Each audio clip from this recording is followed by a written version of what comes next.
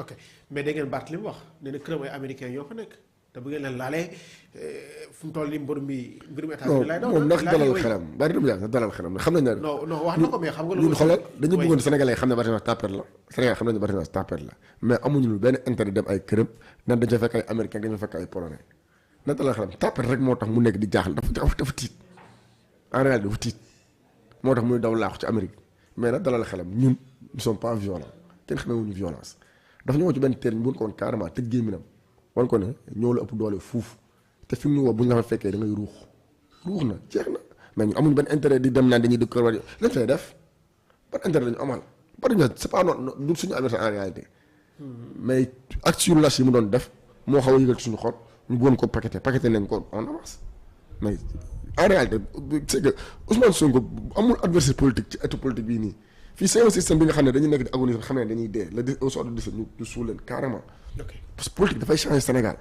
dootu ñu nangu un homme politique di bénéficier ci la gestion système bi di ci enrichir loolu day jeex te ñoom ñëpp système moo leen enrichir léegi nag dañu commencé dañu tiit parce que xam nañ ne tey jii nii bu ñu amatulee benn moyen de pression ci état bi ñu nag ñoom ñooy yem ils sont tous des citoyens lambda état bi nag daf fi nekk exclusivement pour population sénégalaise bi liggéey askan kese moo leen di war ci loolu leen di xaar on va les donner ce qui li ñu soxla ñu avoir les coups de France te nu mu tudd pouvoir législatif ñu toog di contrôler action du gouvernement moo tax man damay ñaan yàlla sax président Ousmane Sonko ne président assemblée nationale. mais ñoom cohabitation la ñu woote ah. waaw ñoom nee nañ cohabitation mu di Barthélémy Dias mu di Bougane mu di Pape Djibril Fall mu di ñoom Anta Babacar Ngom ak keneen ak keneen. vraiment ak ñooñu waaye gis nga cohabitation dëgg xam nga mooy la. ah ma bàyyi la ak ñooñu yow da nga leen xeet. ñooñu c'est genre du ma sax attardé wu si ñoom mais dama lay wax la mooy cohabitation incha allah rabbi xam la ma ne cohabitation tey Diomaye tey gouvernement bi Ousmane Sonko tey kii bi mu nekk àndu nawle. nekk deuxième personnalité de l'État benn. ba pare nekk l'homme qui sera chargé à contrôler les actions du gouvernement. man loolu laay ñaan yàlla instant loolu laay ñaan Ousmane Sonko dama bëgg mu dama ci gouvernement bi ñëw teel ñu assemblée nationale loolu lay àndu nawle kii liggéey réew bee ko ñor kii liggéey réew bee ko ñor kenn du ci politicien bi nga xam ne day xaar bopp day xool lu mu ci am. ok ñu jeexale ko bay na ak lu soxal Ousmane Sonko ak Tahirou Sarr. mu mel ni également que ne seen diggante commencé na ñagas est-ce qu'on parlait de stratégie le fait que Ousmane Sonko attaqué ko ne ko non man je suis pas nationalité je suis activé je suis li nga xam ne moo di li nga xam ne moo di patriote déjà nag nga jàppee loolu way xam nga Tahirou Sarr il devait s'assumer depuis quoi mais man parce que nit ku nekk am nga droit gëm li nga gëm moom nationalisme da nga ko koy bàyyee parce que c'est son choix mu def ko ñu bàyyal ko mais xam nga kan laa njëkk classe Tahirou Sarr man bés bi nga xam ne Samba Ndiaye nominé nañ ko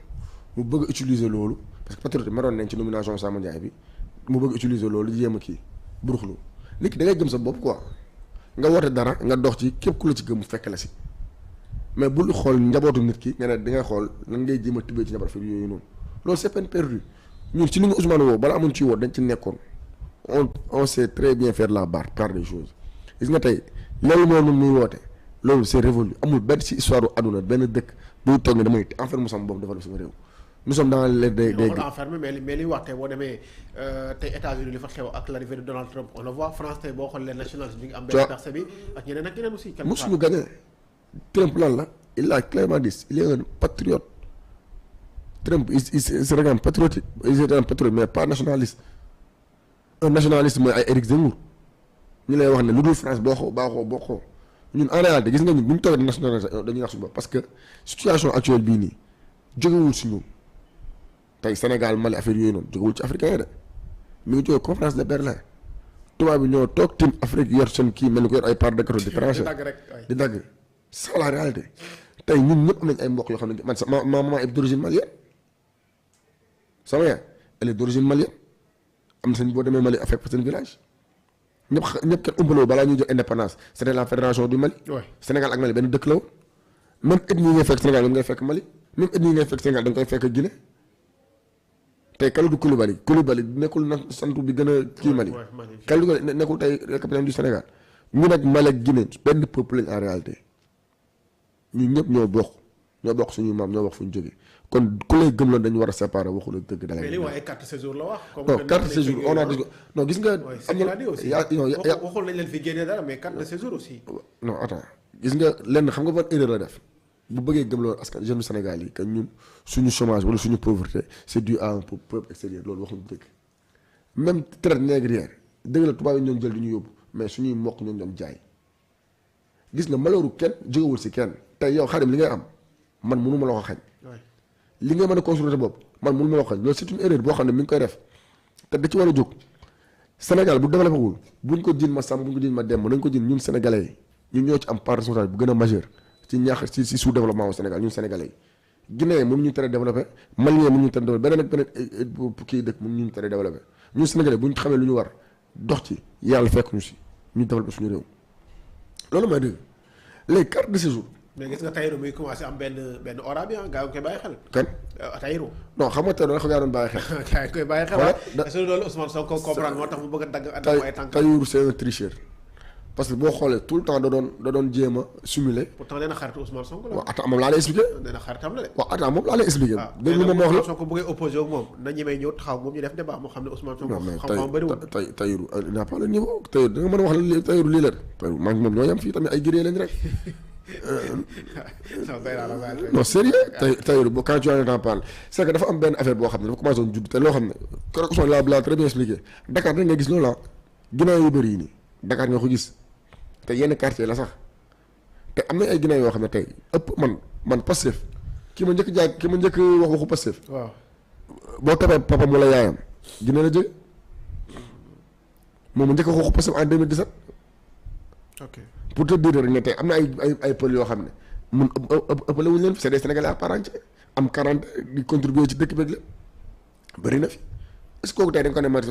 sa maam Guinée la woon rek wala sa papa Guinée la yow da nga ne dañ lay écarter ci dëkk beeg yooyu du sax xel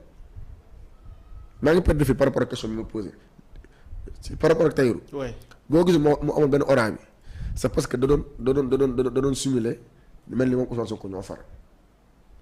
est-ce que oraa nga. mais nee na xaritam la. waaw mais xaaral man mën naa boo xam ne day baate duñu wax ay conviction politique mënul nekk léegi nag Ousmane li mu def c'est très clair il a départagé les choses wane na carrément un patriote tu n'es pas un nationaliste un patriote mooy sama bopp moom la gënal du bañ naa la un nationaliste nag mooy bu dul man keneen du am bëgg ñëpp teg ne sa malheur wala sa sous-développement si Massamba jóge wala si Mademba jóge loolu amul existé wul Sénégal bu doxul ñun Sénégalais ñoo ko liggéeyul mu dox ñun Sénégal bés bu ñu ko liggéey mu dox loolu la ak éclaircir faire la part des choses internationales bi mu Tahirou woote ak moom la patriote ak panafricain bi muy woote waxul tamit wax bu ñaaw saagoo tudd sax turam mais malheureusement Ousmane bu ko tuddul aussi xam nañ kan lay waxal aussi. mais est-ce que dafa wax bu ñaaw non mais attends nag mais bu ko tuddul xam nañ kan lay waxal aussi. waaw mais mais xaaral est-ce que da nga mën a interdire Ousmane Sonko mu wax carrément départager le patriotisme et le nationalisme da nga ko mën a tere Ousmane Sonko Ousmane Sonko ce qu'il a appelé mais c'est un patriote panafricain loolu mooy idéologie kii ñëw woote nationalisme di créer jumelage similitude entre ñoom ñaar mu ñëw faire la part des choses wane ne carrément man wootewuma lii laa woote lii ak lii du benn tudd Tahirou Sarr waxul wax bu ñaaw Tahirou Sarr taxaw di ko saaga te loolu tam naa foog nga wax ci gis nga saaga Ousmane Sonko bi day dakk de gis nga bu ñu génnee 17 incha allah rabbi bés bu état jël ay responsabilité ñu bàyyi saaga bi ñu saaga Ousmane Sonko ñun les patriotes du Sénégal on va prendre nos responsabilités ñu bàyyi saaga Ousmane Sonko. mais li nga ne c'est extrêmement grave. parce que non bien sûr mais li nga ne c'est extrêmement grave mën nañu ne ci réew am ni muy doxee am ministère de la justice am ministre de l'intérieur nga ne ku saaga Ousmane Sonko yéen ñëpp seen bopp. lan laa wax. yow lan nga wax. dafa pas même propos de dama ne la saaga Ousmane Sonko bi day dakk bés bu ministre de l'intérieur et de la justice jël seen responsabilité ñu arrêté saaga bi ñu saaga Ousmane ñu les patriotes on va prendre nos responsabilités ñu arrêté saaga bi ñu saaga Ousmane ce que j'ai dit est très clair nous sommes dans un état de droit am ñoo xam ne moom la ñu jox les pouvoirs régaliens ñoom le monopole de la violence ñoom ñoo war a Ousmane Sonko nekkatul père de famille Ousmane Sonko askanu lëmm ñoo ko jox bopp mu yilif leen ñun ñëpp ay njabootu Ousmane lañ te ku fi saagoon sa papa mu metti la saaga bi ñuy saaga Ousmane fi ñoom metti ba ci kanamu yàlla nañu bàyyi saaga bi ñuy saaga Ousmane wax na fi lu ne gars yi de Ousmane Sonko benn yoon laa xam ne wax na fi justice wax na fi président Ousmane Sonko benn yoon moom ku nekk wax na loolu Ousmane Sonko vraiment loolu moom Ousmane lan Ousmane Sonko benn yoon laa dégg mu wax baadu fen jëmale ko ci nit te ci kii la non yàgg na ko wax si point de presse bi moom kan Ousmane Sonko ci kan mais yàgg na ko fii ku waaw nekk wax justice ku nekk ñoom Mame Diallo ñi et cetera et tout waaw juge premier cabinet bi comme laa dégg Ousmane Sonko saaga te Kër Massar la woon nu mu tudd juge premier cabinet bi kan la Maham Diallo Maham Diallo moom laa dégg mu ne ko da ngay fen publiquement te bi mu ko waxee loolu kuñ ko defoon nga sax parce que dafa yóbbu Ousmane Sonko chambre criminelle dossier Adji Sarr bi nga xam ne àdduna ñëpp àdduna dossier Adji Sarr bi àdduna wërngal képp ñoo xam nañu dossier tappale la mu jël dossier boobu yóbbu ko chambre criminelle traité Ousmane Sonko de criminel mu ne ko bi nga may traité de criminel leer na la ñu wax du dëgg maa xam jàll sa diggante xam ne da ngay fen man du ma criminel dossier Adji Sarr bi nga xamoon ne dossier amul dara ay complot la woon tey ndax dossier boobu mu yóbbu ko chambre criminelle Kër Massar laa mos a dégg Ousmane Sonko wax ci ñoom ne day wax ci côté c'est même pas un homme politique Ousmane Sonko mosoo ko dégg mu saaga Bougane mosoo ko dégg mu saaga Barthélémy Dias mosoo ko dégg mu saaga Tahirou Sarr ñoom ñëpp ñu ngi dem di ko saaga yooyu nag ñu ma ne la au delà du 17 parce que dañu ci campagne électorale au delà du 17 saaga yooyu day dakk par force. ok day di protéger pro. voilà jërëjëf merci beaucoup Bayda di la jaajëfal bu baax di la gërëm di la sant et puis di la féliciter ci engagement gis naa vous êtes engagé par rapport ak projet bi ak li nga nekk def donc ñu la souhaiter également bon vent par rapport ak li nga xam ne ci nga nekk mu bàyyi la nga joxe kàddu gu mujj. waaw kàddu gu mujj dama koy jox askanu Sénégal